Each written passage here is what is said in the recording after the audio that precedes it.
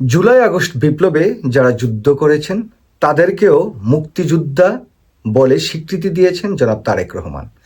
একই সঙ্গে জনাব তারেক রহমান পৃথক দপ্তর খোলার ঘোষণাও দিয়েছেন। আমরা সংবাদপত্র থেকে যদি একটু কোট করি, সংবাদপত্র বলছে যে জুলাই আগস্ট গণ আন্দোলনে অংশ নেয়া যোদ্ধাদের মুক্তিযোদ্ধা হিসেবে আখ্যা দিয়েছেন। তাদের দেখভালের জন্য মুক্তিযুদ্ধ বিষয়ক মন্ত্রণালয়ে একটি পৃথক বিভাগ খোলার প্রতিশ্রুতি দিয়েছেন বিএনপির চেয়ারম্যান জনাব তারেক রহমান। বিএনপি ক্ষমতায় গেলে রাষ্ট্রীয় উদ্যোগে শহীদ পরিবার ও আহত যোদ্ধাদেরও দায়িত্ব নেওয়া হবে বলে জানিয়েছেন। জুলাই আগস্ট বিপ্লবের পর এই যে জুলাই আগস্ট বিপ্লবে যেই যোদ্ধারা নিহত হয়েছেন, সেই যোদ্ধারা রীতিমতো একটা অবহেলিতই ছিল। অনেকে ইনিয়ে বিনিয়ে নানা প্রশ্ন তোলার চেষ্টা করেছেন যে জুলাই আগস্ট বিপ্লবটা শুরু হয়েছিল কোটার বিরুদ্ধে, তো সেই জায়গায় একটা স্লোগান ছিল কোঠা না মেধা, মেধা মেধা। তো পরবর্তী সময়ে যারা আহত হয়েছেন, যারা নিহত হয়েছেন, তাদের পরিবারের বা তাদের যারা স্বজন আছেন তাদেরকে যখন সরকারের পক্ষ থেকে সাহায্য সহযোগিতা করার কথা বলা হচ্ছিল, ঠিক সেই সময় এক শ্রেণীর চাটুকার তারা বলছেন যে আন্দোলনটা শুরু হয়েছিল শুধুমাত্র কোটার বিরুদ্ধে। তারা স্লোগান দিয়েছিল কোটা না মেধা, মানে মেধাকে যাতে চাকরি দেওয়া হয় সেই জায়গায়। এখন যদি এই জুলাই আগস্ট বিপ্লবে যারা আহত, যারা নিহত, তাদেরকে সরকারের পক্ষ থেকে সাহায্য সহযোগিতা করা হয়, তাহলে এই যে কোটার বিরুদ্ধে যে আন্দোলনটি হয়েছিল, তাহলে তো তারাও আবার কোটার বিরুদ্ধে ঢুকে গেলেন। দেখুন, 1971 সালের মুক্তিযুদ্ধের যেই কোটা ছিল, সেই কোটারই একটি বৈষম্য ছিল। কোটায় এরকম একটি অবস্থা ছিল যে মুক্তিযোদ্ধা বা মুক্তিযোদ্ধার পরিবারের যারা সদস্য এই মুহূর্তে চাকরিতে ঢুকার মতো আসলে ঠিক সেরকম লোকজন ছিল না।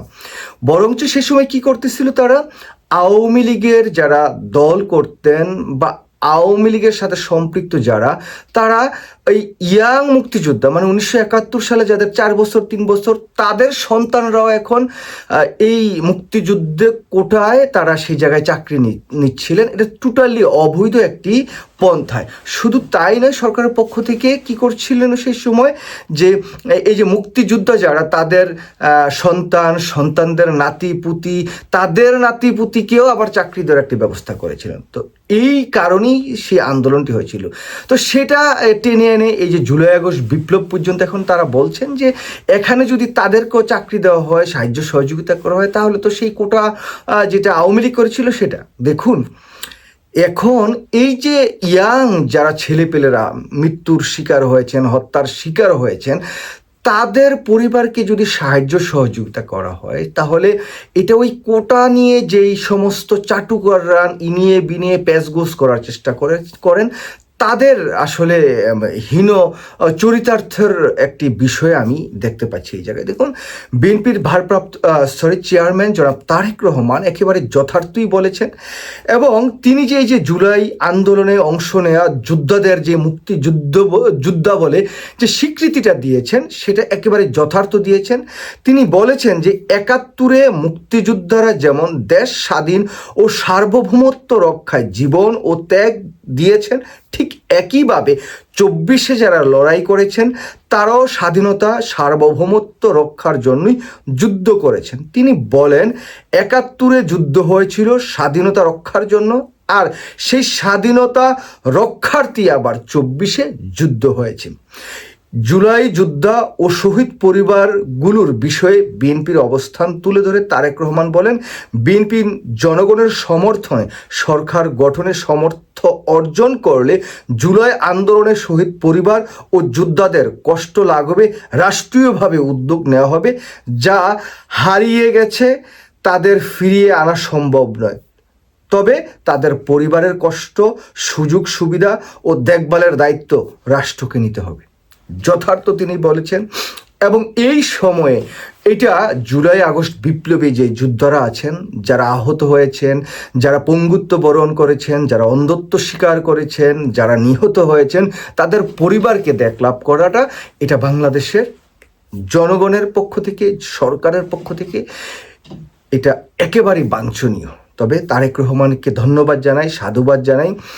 যদি বিএনপি রাষ্ট্র ক্ষমতায় যায় কখনো বা এই সামনের নির্বাচনে, তারা যদি এই উদ্যোগটি গ্রহণ করেন, তাহলে তারা এই জুলাই আগস্ট বিপ্লবের শহীদদের বা আহত নিহত সকল পরিবারের প্রতি যদি কৃতজ্ঞ হয়ে যেই বক্তব্যটি জনাব তারেক রহমান দিয়েছেন, এটা যদি তিনি ফুলফিল করেন, তাহলে আমার মনে হয় যে এই জুলাই আগস্ট বিপ্লবের সবাই উপকৃত হবেন। এবং ভবিষ্যতে বাংলাদেশে কোনো ফেসিবাদী কোনো চক্র যদি এভাবে গজিয়ে উঠে, তারা যদি আবার জনগণের বিপক্ষে এভাবে দাঁড়ায়, তাহলে তাদের বিরুদ্ধে বাংলাদেশের জনগণ আবার এই প্রতিরোধ প্রতিবাদী হয়ে উঠতে পারবে।